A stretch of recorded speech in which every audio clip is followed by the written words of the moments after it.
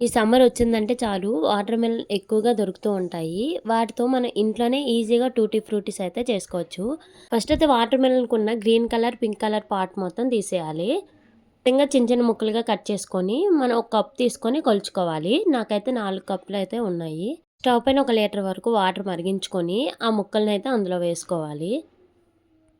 ఒక 10 మినిట్స్ అయితే ఆ ముక్కల్ని ఉడికించుకొని ఇలా వాటర్ ఏమీ లేకుండా వడపెట్టుకోవాలి. తర్వాత స్టవ్ పైన ఒక గిన్నె పెట్టుకొని అందులో 1 కప్ షుగర్ అయితే వేసుకోవాలి.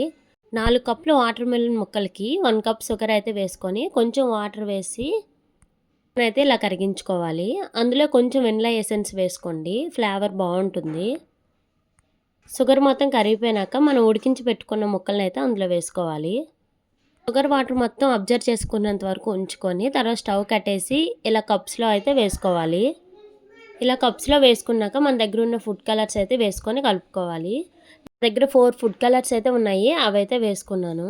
ఈ విధంగా కలిపి పక్కన పెట్టుకోవాలి. మూత పెట్టేసి ఒక 4 అవర్స్ అయితే పక్కన పెట్టేసుకోవాలి.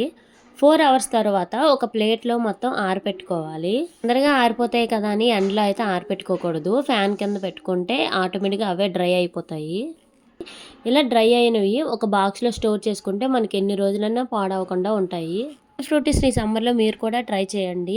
ఈ వీడియో మీకు నచ్చితే లైక్ చేసి మరిన్ని వీడియోస్ కోసం ఛానల్‌ని ఫాలో అవ్వండి.